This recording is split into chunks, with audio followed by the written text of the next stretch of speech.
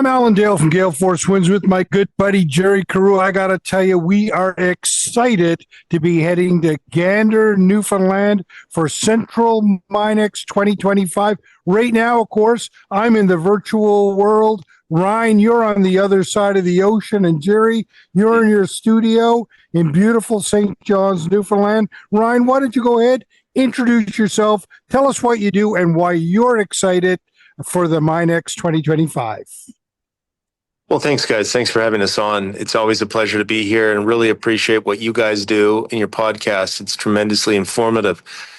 So I'm the Senior Vice President of Corporate Development and Investor Relations for Calibre Mining. And it's always a pleasure to be here because Calibre is developing a very exciting new gold mine in Newfoundland and Labrador. And central region of Newfoundland, we are at the finish line of this exciting new high-grade open-pit gold mine in Newfoundland, and it's exciting because this year we will be producing gold from the Valentine Gold Mine here.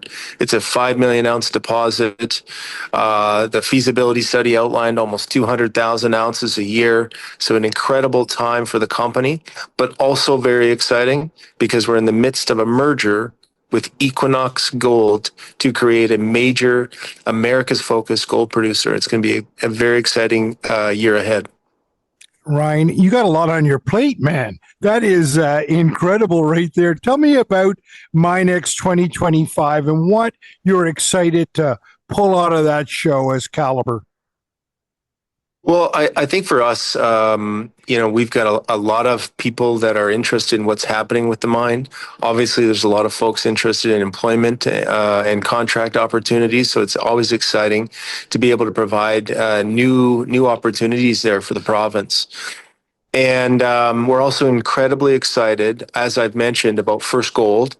So that's a major transformational milestone for the company, going from investing and expensing huge amounts of capital to build this mine, right? I think just the other day we put out that the initial project capital, it is up from what it was before, but it's now $850 million to build this mine. So a tremendous amount of work, a tremendous amount of capital has gone into this. But again, as I mentioned, this is a 5 million ounce in all category deposit. But not only that, what is exciting about MinEx for us is the exploration that's going on there as well. This year at Valentine will be the largest pure exploration program, the history of the property, in the history of the property. So not only are we transitioning from building, commissioning to operating, but we're also deploying the largest pure exploration program on the property. And so that's very exciting for this conference, for us talking about that. And of course, we have made a new discovery there on the property. I think one of the last drill holes we put out was 172 meters, grading 2.4 grams per ton gold.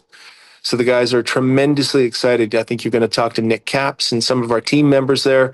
What a job these guys have done. Incredible. And, what's exciting for me, too, is because part of the reason we did the deal to acquire Marathon Gold was because we were so excited about the upside potential in finding more ounces there.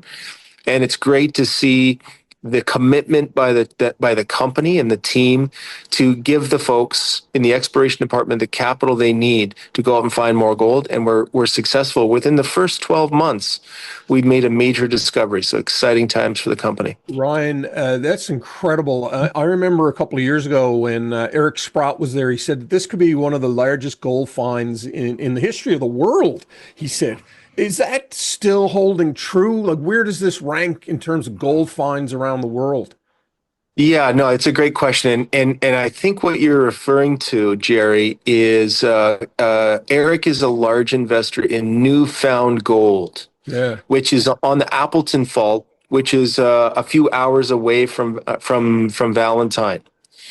But I think in generalities, he's talking about the prospectivity across this province that hasn't had a lot of modern exploration across a number of areas with on the island of Newfoundland. So I do believe it rings true. I mean, and we've shown evidence of this now. And so what we're talking about here is, again, Nick and the team, he's been there since inception of finding 5 million ounces. We've got 2.7 million ounces in reserve, and then a total global resource there, about 5 million ounces.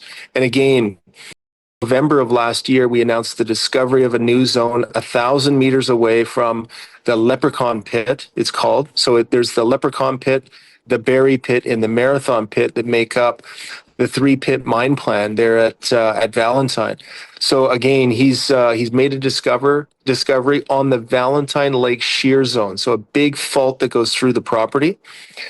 An interesting stat for you guys is that, and I'm pretty sure that this still holds true, is that there's been probably 360,000 meters drilled on that property since discovery of the first area, and I believe that it's probably only 10% of that drilling has been put towards pure exploration.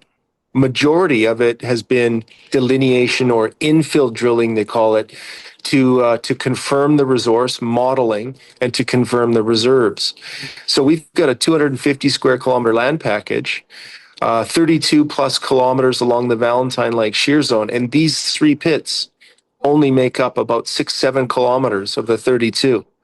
So you think about the opportunity there. And again, within 12 months of acquiring Marathon, so remember, we closed the deal in January of 24. Within 12 months, we made this pretty significant discovery of a new area that looks like it has potential to be another new pit. We'll continue drilling this year.